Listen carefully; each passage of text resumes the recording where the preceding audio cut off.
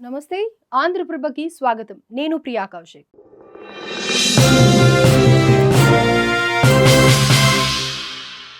పాకిస్తాన్లో నన్ను పెళ్లి చేసుకో. ఐఎస్ఐ ఏజెంట్తో జ్యోతి మల్హోత్రా చాట్. శత్రు దేశానికి గూఢాచార్యం చేసిన ఆరోపణలతో అరెస్ట్ అయిన హర్యానా యూట్యూబర్ జ్యోతి మల్హోత్రా కేసులో కళ్ళు బైర్లు కమ్మే విషయాలు బయటికి వస్తున్నాయి. దర్యాప్తు సంస్థల విచారణలో ఆమెకు సంబంధించిన పలు సంచలన విషయాలు వెల్లడవుతున్నాయి. ఆమె డైరీలో ఇప్పటికే పాక్ పై ఉన్న ప్రేమాభిమానాలు బయటపడగా ఇప్పుడు తాజాగా మరో వ్యవహారం చర్చనీయాంశంగా మారింది. పాకిస్తాన్ కు రహస్య సమాచారాన్ని చేరవేసిందన్న ఆరోపణలతో జ్యోతి మల్హోత్రాను దర్యాప్తు సంస్థల అధికారులు అదుపులోకి తీసుకుని విచారిస్తున్నారు. ఇందులో భాగంగా జ్యోతి మల్హోత్రా పాక్ ఐఎస్ఐ ఏజెంట్ అలీ హాసన్ తో టచ్ లో ఉన్నట్లు తేలింది. ఈ క్రమంలోనే వారి మధ్య ప్రేమ వ్యవహారం కూడా కొనసాగిందని వాట్సాప్ చాటింగ్లను బట్టి తెలుస్తోంది. అలీతో జరిగిన చాటింగ్ లో జ్యోతి మల్హోత్రా తనను పాకిస్తాన్ లో పెళ్లి చేసుకోవాలని కోరినట్లు దర్యాప్తు అధికారులు తెలిపారు. దీన్ని బట్టి ఆమెకు పాక్ పై ఎమోషనల్ బాండ్ ఉంది అనటానికి సింబల్ గా భావిస్తున్నారు.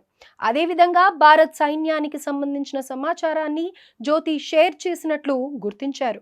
కాగా కొన్ని సంభాషణలు కోడ్ రూపంలో ఉండగా అవి కూడా గూఢాచారి కార్యకలాపాలకు సంబంధించినవేనని అధికారులు నిర్ధారించారు. యూట్యూబ్ వీడియోల మాటున గూఢాచార్యం చేస్తూ దేశ రహస్యాలను పాక్ ఏజెంట్లకు అందించింది. మొత్తంగా ఒక్క మాటలో చెప్పాలి అంటే ఒక్క క్లిక్తో మన దేశ భద్రతను పణంగా పెట్టేసింది Jyoti Malhotra. Indian girl in Pakistan, Indian girl in Nepal అంటూ యూట్యూబ్ ఖాతాను నింపేసిన ఈ కిలాడి పాక్ ఐఎస్ఐకి భారత్ సమాచారాన్ని చేరవేసింది. మరోవైపు జ్యోతి మల్హోత్రా ఆర్థిక లావాదేవీలపై కూడా దర్యాప్తు అధికారులు దృష్టి సారించారు. ఆమెకి మొత్తం 4 బ్యాంక్ అకౌంట్లు ఉండగా అందులో ఒక అకౌంట్ కు దుబాయ్ నుంచి డబ్బు లావాదేవీలు జరిగినట్లు గుర్తించారు. కాగా ప్రస్తుతం ఆ ఖాతాలన్నింటినీ పరిశీలిస్తున్నారు అధికారులు.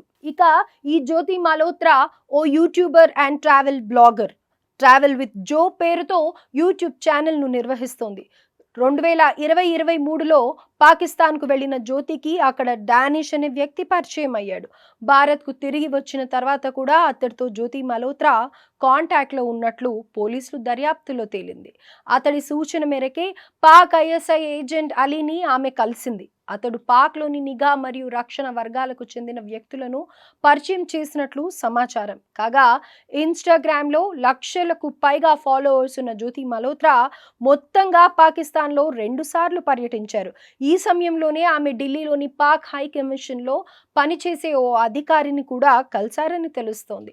పాక్ పర్యటన తర్వాత భారత్కు తిరిగి వచ్చిన తర్వాత కూడా జ్యోతి మల్హోత్రా పాకిస్తాన్ హ్యాండర్లతో సంబంధాలు కొనసాగించిందని, అదేవిధంగా భారత్ సైన్యానికి సంబంధించిన సమాచారం ఆమె వారికి అందించేదనే ఆరోపణలు ఉన్నాయి. భారత్ పాకిస్తాన్ మధ్య యుద్ధ వాతావరణం నెలకొన్న నేపథ్యంలో భారత నిఘా వర్గాల భద్రతా వ్యవస్థలు అప్రమత్తమైన సంగతి తెలిసిందే.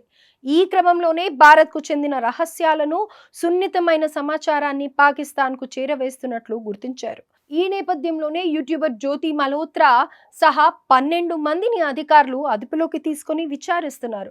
వీరంతా ఉత్తరప్రదేశ్, హర్యానా, పంజాబ్ రాష్ట్రాలకు చెందిన వారే. ఇక పహల్గామ్లో ఉగ్రవాద దాడి ఘటన జరగడానికి కొద్ది నెలల ముందే జ్యోతి మల్హోత్రా అక్కడికి వెళ్లి వీడియోలు తీసినట్లు అధికారులు గుర్తించారు. అంతేకాదు దాడి జరిగిన సమయంలో ఆమె పాక్లో ఉన్నట్లు సమాచారం. అయితే ఈ గూఢాచారులంతా మనతోనే, మన మధ్య ఉన్న వాళ్లే, కానీ శత్రు దేశాల కోసం పనిచేస్తున్నారు. అంటే మన ఉప్పు తింటూ మన పైకప్పుకు కన్నమేసే బాపతన్నమాట. వీళ్ళను చూస్తే ఎవరికి ఎలాంటి అనుమానం రాదు. ఎందుకంటే అంత సాదాసీదాగా కనిపిస్తారు.